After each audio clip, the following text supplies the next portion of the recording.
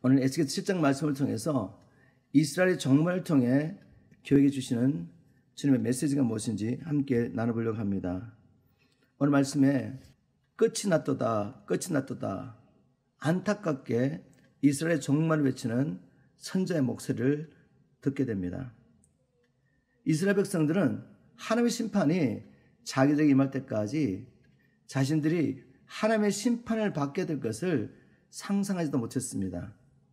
그러나 하나님께서는 자기의 종을 보내셔서 반복해서 너희들이 회개하고 돌아오지 않으면 심판을 피할 수 없다고 말씀하셨지만 그들은 하나님의 말씀에 귀를 기울이지 않고 오히려 거짓 선자의 말에 귀를 기울였습니다.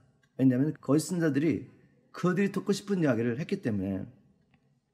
그러나 결국 하나님의 말씀대로 그들은 심판을 받게 됐습니다. 세상 끝에도 교회 안에 이스라엘 백성들이 당했던 그러한 일을 당할 사람이 분명히 있을 것입니다. 하나님의 백성이라고 일컬음을 받는 사람 중에 많은 사람들이 마지막 때 심판을 받게 될 것입니다. 그러나 그들은 자신들이 이러한 심판을 받게 될 것을 그 심판이 임할 때까지 깨닫지 못한다는 것이죠. 만일 그들이 우상을 버리고 하나님께 돌아오지 않으면 심판을 받게 될 것을 하나님의 말씀을 듣고 깨달았다면 결코 그들은 그렇게 살 수 없었을 것입니다. 우리 중에 아무도 마지막 날 주님 앞에 섰을 때 악한 종이라고 심판을 받고 바깥 어두운 곳에 쫓겨나 슬피 울며 이를 가는 사람이 있었으면 안 되겠습니다. 그래서 오늘 말씀을 통해 왜 하나님의 백성이 심판을 받게 되는지, 그리고 우리가 이 하나님의 심판을 피하기 위해서 어떻게 해야 되는지를 말씀을 통해 살펴보도록 하겠습니다. 먼저 알아야 할 것은 우리 모두는 각 사람의 행위대로 심판을 받게 된다는 것입니다. 에스겔서 7장 3절 말씀을 보겠습니다. 에스겔서 7장 3절 현대의 성경. 이스라엘아, 이제 너에게 끝이 이르렀으니 내가 너에게 내 분노를 쏟고 내 행위에 따라 너를 심판하여 너의 모든 더러운 행동에 대하여 갚아주겠다. 에스겔서 7장 말씀을 통해서 하나님께서 행위대로 심판했다는 말씀을 5번이나 반복해서 기록하고 있습니다. 행위대로 심판했다는 이 메시지를 하나님 알지 못하는 이방인들이 한 것이 아니라 바로 하나님의 백성이라고 일컬음을 받는 이스라엘 백성이 하셨다는 것을 우리는 꼭 기억해야 합니다. 아마 여러분 중에는 아니 하나님의 백성도 심판을 받습니까? 라고 반문할 분이 계실지도 모르겠습니다. 많은 사람들이 하나님의 백성들은 결코 심판을 받지 않는다고 생각했기 때문에 이스라엘 백성들처럼 세상 사람들보다 더 담대하게 죄를 짓는 경우가 얼마나 많은지 모릅니다. 이것이 오늘날의 현실이라고 우리는 알고 있습니다. 심판에 대한 잘못된 가르침이 바로 교회 안에 만연하고 있기 때문입니다. 즉 믿는 자들은 영생이냐 영벌이냐는 심판을 받지 않고 단지 상급에 대한 심판만을 받는다고 그렇게 알고 있는 분들이 너무 많이 있습니다. 왜냐하면 그렇게 주장하는 분들이 많이 있기 때문에. 이런 주장하는 사람들은 요한복음 5장 24절의 말씀에 근거해서 그렇게 주장하고 있습니다. 요한복음 5장 24절에 이렇게 기록하고 있죠. 내가 진실로 진실로 너희에게 이르노니 내 말을 듣고 또 나 보내신 이를 믿는 자는 영생을 얻었고 심판에 이르지 아니하나니 사망에서 생명으로 옮겼음이니라.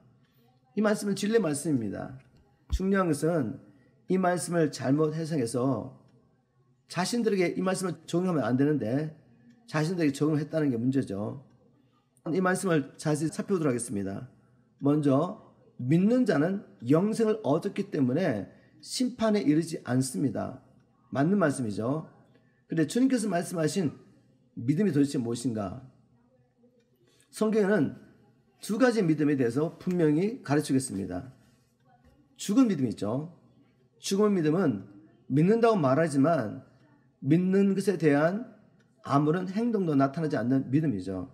즉 행함이 없는 믿음, 그런 믿음을 죽은 믿음이라고 야고보는 분명히 말하고 있습니다. 그러면 살아있는 믿음은 무엇이겠습니까? 살아있는 믿음은 믿음의 역사가 있습니다. 살아있기 때문에 역사가 있는 것이죠. 그래서 믿는다 하는 것에 대한 분명한 증거가 있습니다. 믿는 것에 대한 분명한 행동에 따르는 믿음, 즉 순종에 따르는 이 믿음이 살아있는 믿음입니다. 우리 주님께서 나를 믿는 자는 영생이 있고 심판에 이르지 않는다고 말씀하실 때 그 믿음은 살아있는 믿음이죠. 믿는 것에 대한 분명한 삶에 따르는 믿음, 순종에 따르는 믿음, 삶을 통해서 증명할 수 있는 살아있는 믿음, 이 믿음을 가진 자가 이미 영생을 얻었고 심판에 이르지 않는다는 말씀입니다. 그리고 또 믿는다고 말하는 이 헬라의 시제를 우리가 이해하는 것이 참 중요합니다. 여기서 믿는다고 말하는 것은 과거의 어떤 시점에서 믿은 것을 이야기하지 않습니다. 지금 현재 믿고 있는 상태를 말하는 것이죠. 그래서 주님 말씀을 우리가 종합해 보면 바로 살아있는 믿음을 가지고 지금 믿는 그들은 영생을 가지고 있고 그래서 심판에 이르지 않는다고 말씀하신 것입니다. 그러나 많은 사람들이 행함이 없는 죽은 믿음을 가지고 있습니다. 그리고 지금 현재 믿고 있지 않습니다. 과거에 살아있는 믿음을 가졌지만 지금은 믿지 않는 삶을 통해서 하나님 믿지 않고 있는 것을 보여주고 있는데도 불구하고 내가 과거에 믿었기 때문에 내가 과거에 살아있는 믿음의 증거였기 때문에 나는 이제 심판을 받지 않는다고 믿고 있으면서 하나님 앞에서 불법을 하고 있는 것이죠. 바로 그러한 사람들을 심판을 피할 수 없다고 성경을 말하고 있는 것입니다. 예수님께서는 주님을 믿는 제자들이 받을 형벌에 대해서 거듭 말씀하셨습니다. 주의 종들이 받을 형벌에 대해서 주님께서 말씀하셨습니다. 마지막 때 징조에 대해서 말씀하신 후에 주님께서는 제자들에게 여러 가지 비유로 악한 주의 종들이 심판을 받을 것을 경고하셨죠. 충성된 종과 그리고 악한 종의 비유가 마태복음 24장 마지막 부분에 나오는데 그 비유를 통해서도 악한 종이 받을 벌에 대해서 이렇게 말씀하셨습니다. 마태복음 24장 51절이죠. 쉬운 말 성경을 제가 읽겠습니다. 그 종에게 음한 벌을 내리고 위선자들과 함께 감옥에 가둘 것이다. 그러면 그 종은 거기서 가슴 치며 슬프면서 이를 갈 것이다. 악한 종이 벌을 받게 됩니다. 예수를 믿는 제자들 중에 하나님의 말씀에 불순종하여 벌을 받게 될 사람이 있을 것이라고 주님 경고하시고 계신 것이죠. 그들이 하나님 나라에서 쫓겨나서 가슴을 치며 슬프며 이를 갈 것이다 라고 주님 말씀하셨습니다. 또 마태복음 25장에 나오는 달란트의 비유를 통해서도 주님께서 다시 말씀하셨죠. 달란트를 받은 종 중에 충성된 종은 상을 받게 되고 무익한 종들 벌 받게 된다고 말씀하셨습니다. 마태복음 25장 30절 말씀이죠. 이 무익한 종을 바깥 오는데 내어 쫓으라. 거기서 슬플며 이를 갈미으리라. 우리 주님께서 예수를 믿는다고 말하는 사람들, 한때 주를 쫓아다녔던 제자들 중에 나중에 하나님 말씀에 불순종하고 하나님 보시기에 악을 행했기 때문에 그들이 벌을 받게 될 것을 이렇게 거듭 경고하고 있습니다. 사도 바울도 믿는 자들이 마지막 날 그리스도의 심판대 앞에서 각 사람이 행한 대로 심판을 받게 된다고 믿고 있었습니다. 고린도서에 나오는 말씀인데 이 말씀은 이미 예수를 믿는 고린도 교회 성도들에게 하신 말씀입니다. 뭐라고 말씀하셨죠? 고린도서 5장 9절 10절 말씀입니다. 그래서 우리가 이 육체의 집에 머물러 있든지 떠나든지 주님을 기쁘시게 하는 것을 우리의 목표로 삼고 있습니다. 바울은 교회 성도들에게 이렇게 말합니다. 우리, 즉 바울을 포함해서 우리 믿는 자들이 어떤 인생의 목표를 가지고 있다고요? 육체에 머물고 있는 동안에 이 육체를 떠나든지 이 땅에 있든지 우리가 오직 하나님을 기쁘시게 하는 자가 되기를 힘썼다는 것입니다. 그리고 10절에 말하기를 이렇게 한 이유는 우리는 모두 그리스도의 심판대 앞에 나타나서 심판을 받아야 합니다. 각 사람은 육체에 머물러 있는 동안에 자기가 행한 일에 따라 선한 일을 한 사람은 상을 받고 악한 일을 한 사람은 벌을 받게 될 것입니다. 믿는 자들이 그리스도의 심판대 앞에서 다 자기가 행한 대로 상을 받든지 벌을 받게 되는데 선한 일을 한 사람은 상을 받고 악한 일을 한 사람은 벌을 받게 된다고 말합니다. 여기서 물론 바울이 말한 선과 악의 기준은 윤리적인 것을 말하지 않습니다. 성경은 선과 악의 기준을 윤리를 기준으로 해서 말하지 않습니다. 도덕적이냐 도덕적이지 않느냐 그걸 말하는 것이 아니라 하나님께서 우리를 창조하신 목적을 따라 살았느냐 그렇지 못했느냐라는 것을 말하는 거죠. 우리가 하나님께서 우리를 창조하시고 우리를 다시 자기 아들의 생명을 주며 구원하신 그 목적을 따라 선한 일에 열심을 내며 살았느냐 아니면 하나님의 자녀라고 예수의 제자라고 말하면서도 여전히 자기로 살았느냐 그걸 보시고 마지막 때 심판하실 때 말씀하십니다. 그래서 고린도전서 9장 27절에 보면 바울이 이렇게 고백하고 있죠. 내가 내 몸을 쳐 복종하게 함은 내가 남에게 전판 후에 자기가 도리어 벌을 받을까 두려움이라 라고 말했습니다. 이처럼 신구약의 모든 말씀들은 하나님의 백성일지라도 악을 행하면 벌을 받게 될 것이라고 가르치고 있습니다. 그래서 거듭거듭 돌이키라고 말씀하셨죠. 이제 하나님의 백성들이 왜 심판을 받게 되는지 좀 더 구체적으로 말씀을 통해 살펴보도록 하겠습니다. 하나님의 백성이 왜 심판을 받게 됩니까? 이스라엘 백성의 삶을 통해 살펴보도록 하겠습니다. 이스라엘 백성들은 그들이 하나님 앞에서 행한 가증한 일을 인하여 심판을 받았습니다. 우리 에스겔서 7장 오늘 본문 말씀으로 돌아가겠습니다. 에스겔 7장 3절 신말 성경입니다. 여기 왜 하나님의 백성들이 심판을 받게 되는지 그 이유를 설명하고 있습니다. 이제 내게 마지막이 닥쳤으니 내가 너에게 내 모든 분노를 터뜨릴 것이다. 내가 너의 행실을 조목조목 따져 내가 행한 행실대로 너를 심판할 것이니 곧 내가 행한 모든 가증한 행위에 대하여 그대로 대갚아 줄 것이다.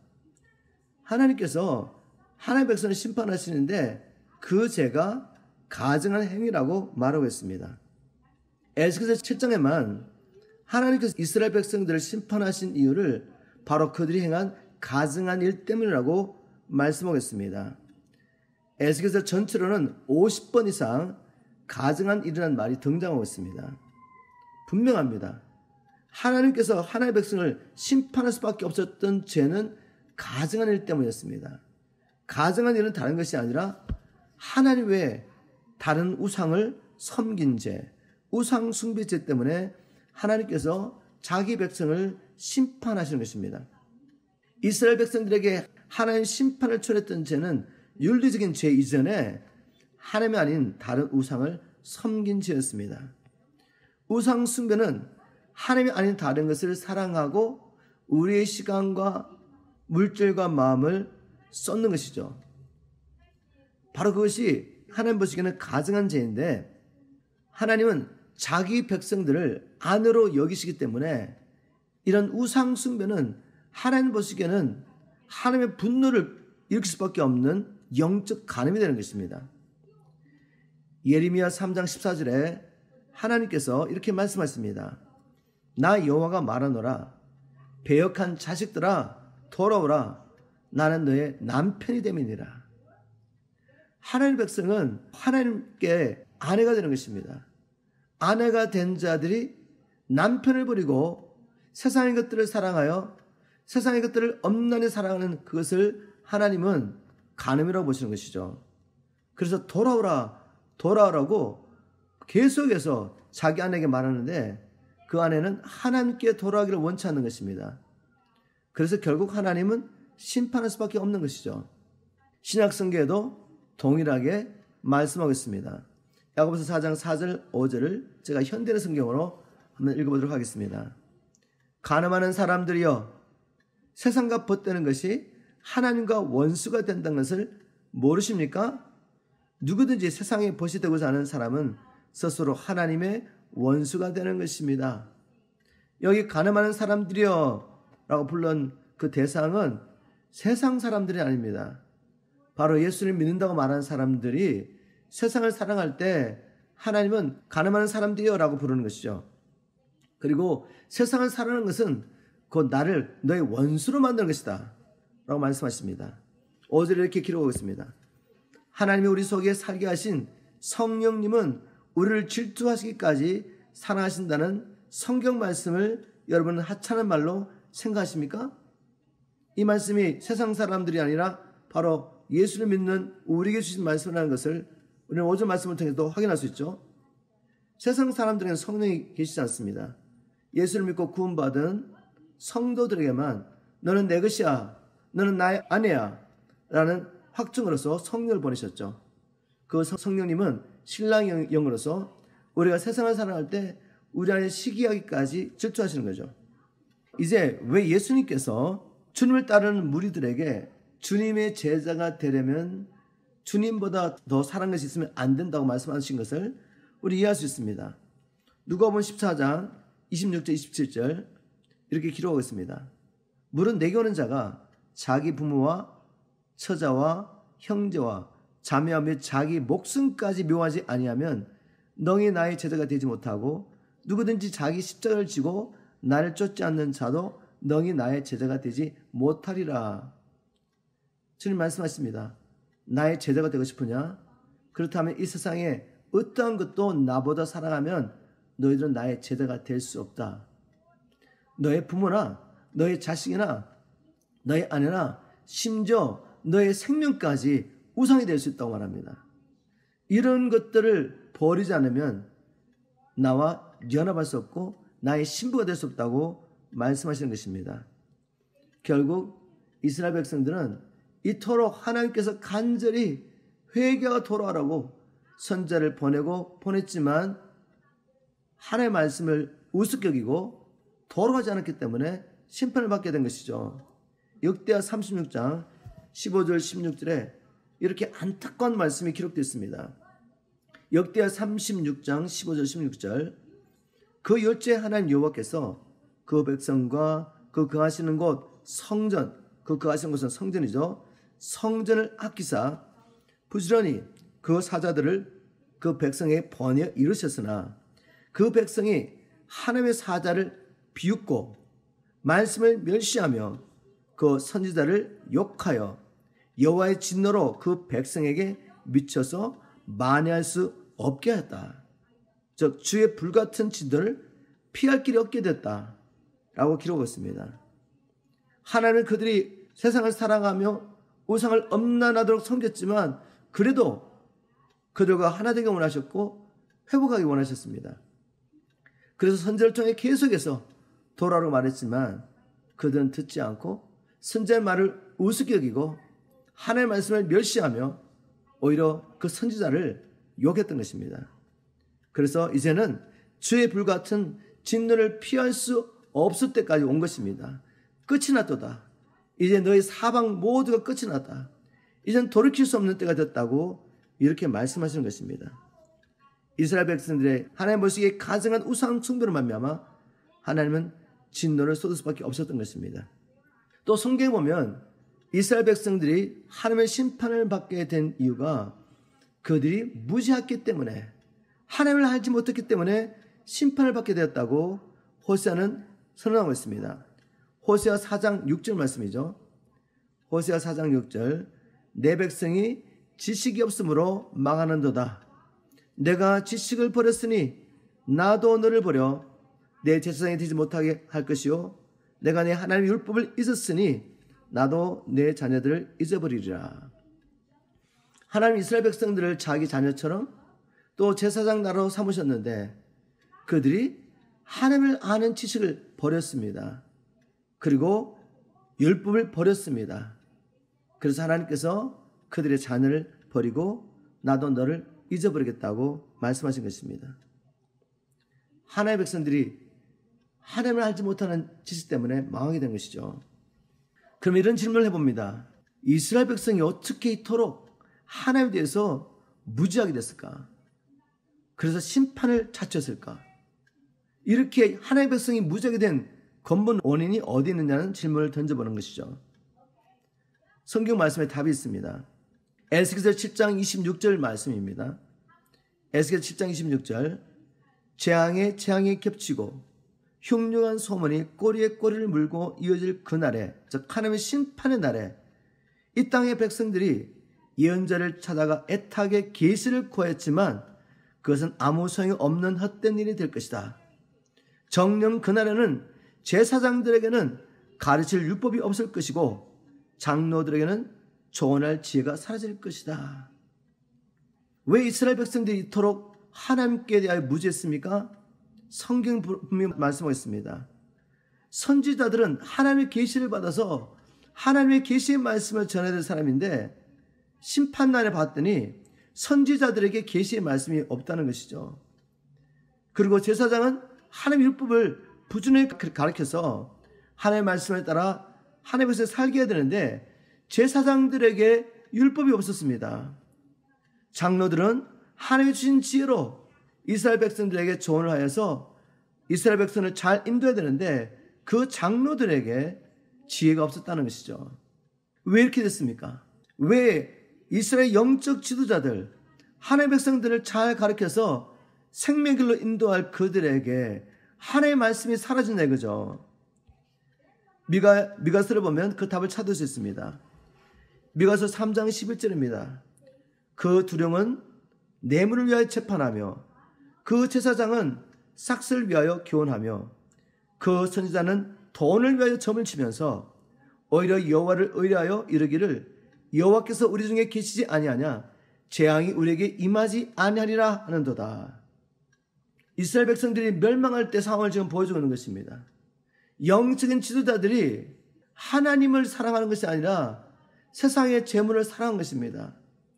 그래서 하나님께서 이렇게 말씀하신다라고 말했지만 사실은 사람들이 듣고 싶은 이야기를 한 것입니다. 돈을 사랑함으로 그들의 눈이 어두워져서 계시가 임하지 않고 율법이 없었고 하나님의 지혜가 임하지 않습니다. 그러나 그들은 자기의 생각을 따라 사람들이 듣고 싶은 이야기를 해주며 그들에게 평안하다고 말한 거죠. 하나님의 심판이 임박했는데 진리를 말하지 않고 그들이 듣고 싶은 이야기를 한 것입니다. 그리고 백성들은 이것을 좋아했습니다. 그래서 결국 회개하지 못했습니다. 왜? 하나님을 아는 지식이 없었기 때문에. 그래서 결국 심판을 받게 된 것입니다. 저는 에스겔서 7장 19절에 분명히 이렇게 말씀하십니다. 내가 진노하여 심판을 베푸는 그때 세상의 은검이 너희를 구원하지 못할 것이다. 에스겔서 7장 19절 말씀입니다. 쉬운 말 성경으로 제가 읽어보겠습니다. 또 그날에 심판의 날이죠. 그들은 자기들의 은을 길거리에 버리겠고 자기들의 금을 오물인 양 더럽게 여길 것이다. 그 까닭은 나 주가 활활 불타는 진노로 그들에게 무슨 재앙을 베풀 때 자기들의 은과 금이 자기들의 목숨을 능히 건져줄 수 없고 자기들의 심령을 조금도 만족시켜주지 못하며 자신들의 흙이진 배를 하나도 채워주지 못하기 때문이고 도리어 그것들이 자기들을 걸려 넘어지게 해서 죄만 짓게 만들기 때문이다. 하나님이 심판하시는 그날에 세상의 재물이 무슨 도움이 되겠습니까? 세상에서 사람들에게 인정과 칭찬과 영광을 받기 위해서 싸우는 명예가 무슨 소용이 있겠습니까? 그래서 제가 이렇게 질문했습니다. 하나님, 그러면 하나님의 진노 날에 무엇이 우리를 하나님의 진노에서 구할 수 있겠습니까? 하나님의 진노 날에 은금이 우리를 구원할 수 없습니다. 하나님의 심판의 날에 우리를 구원할 수 있는 것은 오직 하나님을 아는 지식밖에 없습니다. 그리스도의 말씀밖에 없는 것입니다. 복음 안에 거하는 삶밖에 없는 것입니다. 호세아 4장 6절입니다. 내 백성이 지식이 없으므로 망하는도다. 호세아 6장 3절에 그러므로 우리가 여호와를 알자, 힘써 여호와를 알자라고 호세아가 외치고 있습니다. 이스라엘 백성이 멸망할 수밖에 없는 이유는 하나님을 아는 지식이 없구나. 이 하나님을 아는 지식을 전달해 줄 영적 지도자들이 돈을 사랑하고 세상의 명예를 사랑하여 눈이 어두워져서 하나님의 진리의 말씀보다는 사람들이 듣고 싶은 이야기를 하여 그들을 파멸을 이끈 것입니다. 이걸 보고 호세아가 한탄하며 내 백성이 지식이 없음으로 망하는도다. 그러므로 우리가 여호와를 알자, 힘써 여호와를 알자고 외치고 있는 것입니다. 하나님의 말씀은 모든 능력의 원천이요 생명의 원천이 됩니다. 하나님은 말씀으로 천지 만물을 창조하셨고 지금도 그 말씀의 능력으로 지으신 모든 만물을 붙들고 계십니다. 그러므로 하나님의 말씀은 모든 능력과 생명이 원천이 되는 것입니다. 그러면 우리가 하나님의 이 말씀 안에 뿌리를 내려야 합니다. 즉 주야로 이 하나님의 말씀을 묵상해야 하는 것입니다. 주야로 세상의 것을 묵상하는 것이 아니라 하나님의 말씀을 묵상해야 합니다. 바울의 서신서를 한번 읽어보십시오.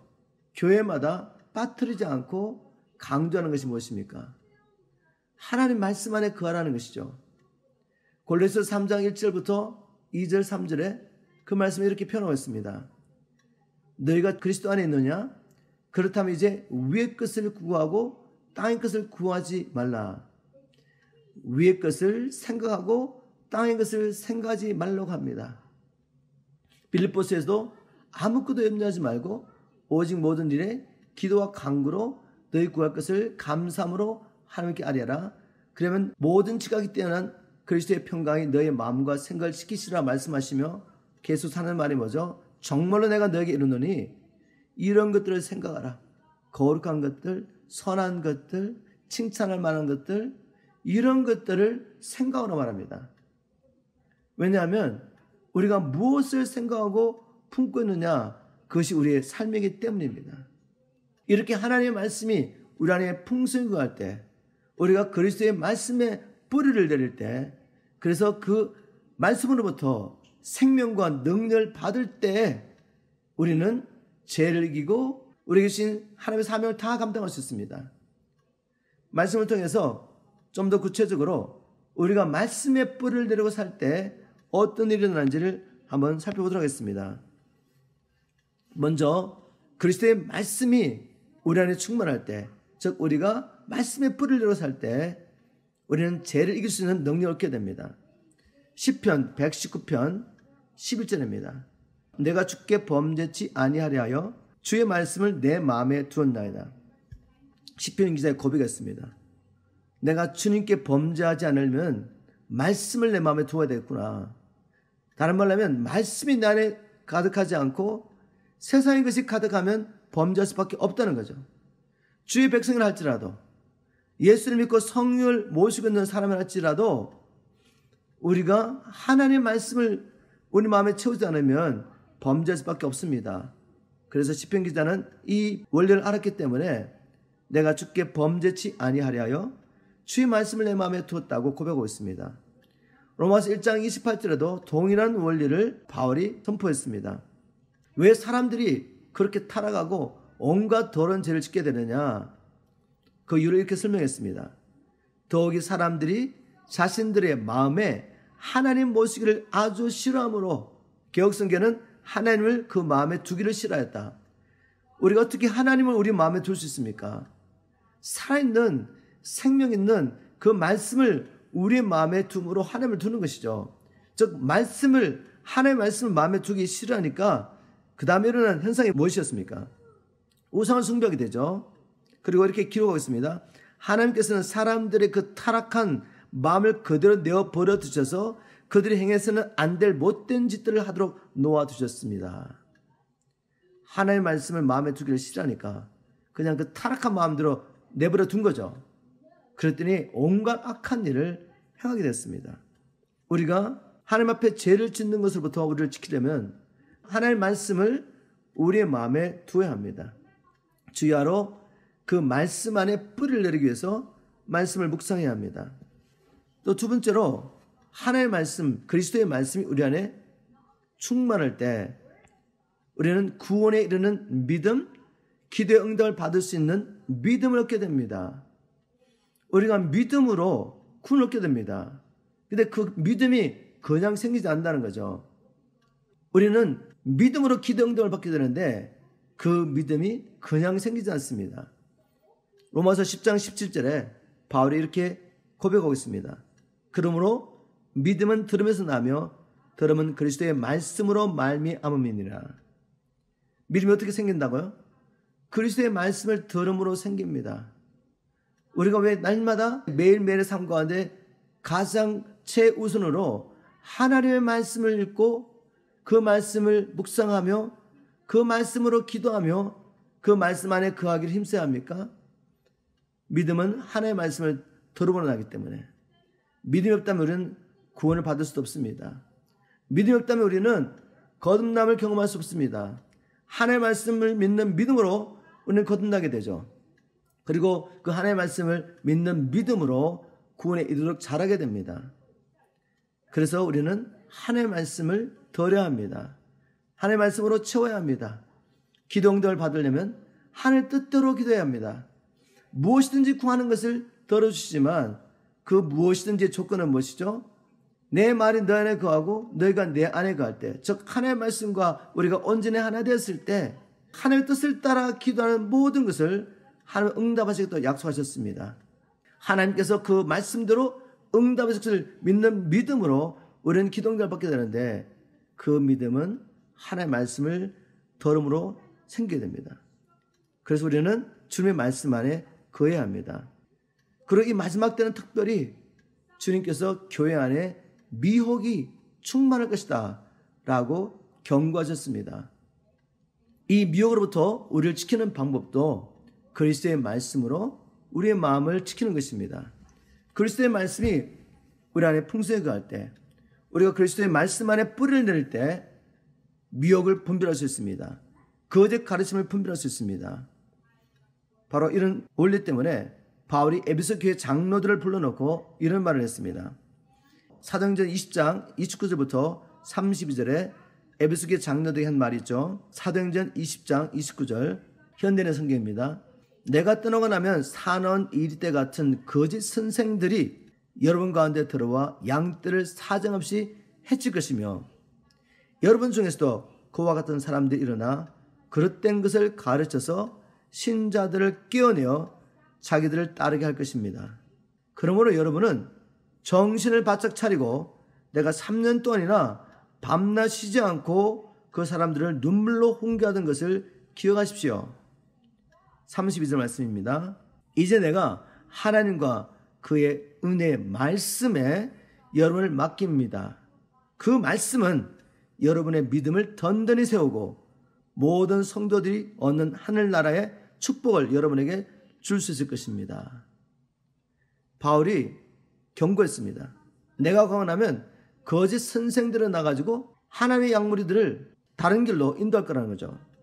그래서 정신을 차리고 내가 너희를 3년 반 동안 가르쳤던 그 메시지를, 말씀을 기억하라 라고 부탁한 후에 기도하는 마음으로 선포하는 것이죠. 내가 너희들을 은혜의 말씀에 부탁한다. 이 하나님의 말씀만이 여러분들의 믿음을 든든히 세우고 모든 성도들이 얻는 하나님 나라의 축복을 받게 할 것이다. 말씀에 부탁했습니다. 우리가 미혹을 받지 않고 끝까지 처음 받았던 이 복음을 붙잡고 좁은 길을 날마다 십자가를 지며 쫓아가게 하는 것은 바로 하나님의 말씀입니다. 그리스도의 이 말씀만이 미혹으로부터, 유혹으로부터, 그리고 핍박으로부터 우리를 지켜주며 끝까지 우리를 하나님 나라로 인도할 것입니다. 마지막으로 하나만 더 나누겠습니다. 그리스도의 말씀이 주님께서 우리에게 맡겨주신 이 선한 일을 감당할 수 있도록 우리를 온전케 합니다. 디모데후서 3장 16절 17절 말씀이죠. 모든 성경은 하나님의 감동으로 된 것으로 교훈과 책망과 바르게 함과 의로 교육하기에 유익하니 이는 하나님의 사람으로 온전케 하며 모든 선한 일을 행하기에 온전케 하려 함이라. 마지막 날 주님께서 우리를 심판하실 때 너희가 선한 일을 행하느냐 악한 일을 행하느냐 보시고, 선한 일을 행한 자는 영생과 함께 하나님 나라를 기업으로 주실 것이고, 악한 일을 행한 자는 영원한 지옥불로 던질 것입니다. 그러므로 우리는 이 땅에 살아있는 동안에 우리를 구원하시고 생명 주신 하나님의 목적대로 선한 일에 열심내는 하나님의 친백성으로 살아야 합니다. 그것은 우리가 먼저 거듭남으로 아들의 생명과 권능을 받음으로 시작되지만, 그러나 우리가 날마다 그리스도의 말씀에 뿌리를 내릴 때, 그래서 그 말씀으로부터 생명과 능력을 받을 때만 가능한 것입니다. 이것은 저절로 되는 것이 아니라 우리가 날마다 자기를 부인하고 자기 십자가를 지고 주님 말씀 안에 뿌리를 내리는 이 삶을 통해서 가능한 것입니다. 바로 이 영적 원리를 깨달으시고 날마다 주님의 말씀 안에 거하는 일에 실패하지 않기를 주님으로 축복합니다. 그래야지 우리가 죄를 이기고 세상을 이기고 자신을 이기고 사명을 감당하고 하나님 앞에 설 수가 있습니다. 말씀 뵙겠습니다. 오늘 하나님께서 에스겔서 7장 말씀을 통해 우리에게 이 시대 교회에게 주시는 메시지는 분명합니다. 이스라엘의 종말을 보면서 정신을 차리고 깨어나라고 말씀하고 계신 것이죠. 이스라엘의 종말을 보고도 우리가 깨어나지 못한다면, 정신을 차리지 못한다면, 그래서 여전히 세상을 사랑하고 나를 사랑해서 이 우상 숭배의 제약 가운데 머물렀다면 우리가 한때 거듭남을 경험한 하나님의 백성을 할지라도 하나님 말씀하십니다. 나는 나의 분노로 너를 멸할 수밖에 없다고 말씀합니다. 이스라엘 백성을 한번 보십시오. 북이스라엘이 아수르에 의해서 망하는 걸 보고 유다는 그것을 보고 정신을 차려야 했습니다. 그러나 어떻게 됐습니까? 안타깝게도 유다 백성들은 북이스라엘이 우상 숭배에 빠져서 헤어나지 못하고 그로 말미암아 하나님의 진노를 아수르를 통해 받은 것을 보고도 정신을 차리지 않습니다. 돌이키지 않습니다. 오히려 북이스라엘보다 그리고 그 주위에 있는 이방 민족보다도 더 심하게 우상 숭배에 빠지게 되죠. 140년 동안이라는 기간을 통해 계속해서 주님 말씀하시죠. 기다려주시며 너 돌아오라고. 너희 형제 이스라엘이 우상 숭배의 죄를 버리지 못해서 멸망한 것을 보고도 정신을 못 차리느냐? 계속 선지자를 통해 말씀하셨지만 그들은 하나님 보내신 그 선지자의 말을 듣지 않습니다. 그들의 말을 우습게 여기고 하나님의 말씀을 멸시하고 오히려 그들이 듣고 싶은 이야기를 하는 거짓 선지자의 이야기를 듣고 평안하다 평안하다. 그런 일은 절대로 없다. 하나님은 하나님의 백성을 사랑하시고 자기 이름을 두시기로 창조한 이 성전을 사랑하신다. 하나님의 성 이 예루살렘은 결코 망하지 않는다. 평안하다 평안하다. 이미 바벨론이 쳐들어와서 포로들이 끌려갔지만 거기서 이렇게 말합니다. 하나님 말씀하셨다. 그들은 이제 수년 내에 돌아온다. 하나님 자기 백성들을 회복하시고 자기 나라를 지키시고 영광을 받을 것이다. 이렇게 계속해서 거짓 예언을 했습니다. 그런데 그것이 유다 백성들의 마음에 맞았던 거죠. 자기가 듣고 싶은 얘기를 하니까 그것을 따라갑니다. 우상숭배에서 돌이키지 않죠. 그래서 결국 멸망했습니다. 우리가 이 역사를 보고도 우상숭배에서 돌이키지 않는다면, 그리고 내가 예수를 믿음으로 구원을 받았는데 한 번 구원은 영원한 구원이야. 내 행위로 구원받는 거 아니야. 이런 말씀들만을 여러분이 원하기 때문에 붙잡고 있는다면, 분명한 하나님의 말씀을 듣고도 돌이키지 않는다면 여러분도 이스라엘 민족이 걸어갔던 그 길을 갈 수밖에 없을 것입니다. 더 넣기 전에 하나님 앞에 우리가 온전히 돌아야 되겠습니다. 신랑 되시는 예수님과 연합하기 위해서 우리가 사랑했던 엄부를 떠나야 합니다. 하나님께 돌아온다는 것은 곧 하나님의 말씀으로 돌아오는 것입니다. 그리고 그 말씀 안에 뿌리를 내리는 것이죠. 이 말씀 안에 뿌리를 내리고 주야로 하나님의 말씀 묵상하며 우리의 생명의 원천이요 능력인 주님 안에 거할 때 우리가 죄를 이기게 되고 유혹을 이기게 되고 핍박 가운데서 끝까지 믿음을 지키며 결국 하나님의 약속대로 그리스도 안에서 생명과 그리고 하나님 나라를 유업으로 받게 될 것입니다. 그리스도의 말씀이 저와 여러분 안에 풍성히 거하여 주님께서 우리에게 맡겨주신 이 선한 일을 온전히 이루고 우리가 마지막 날 하나님 앞에 모두 서게 되기를 주임으로 축복합니다.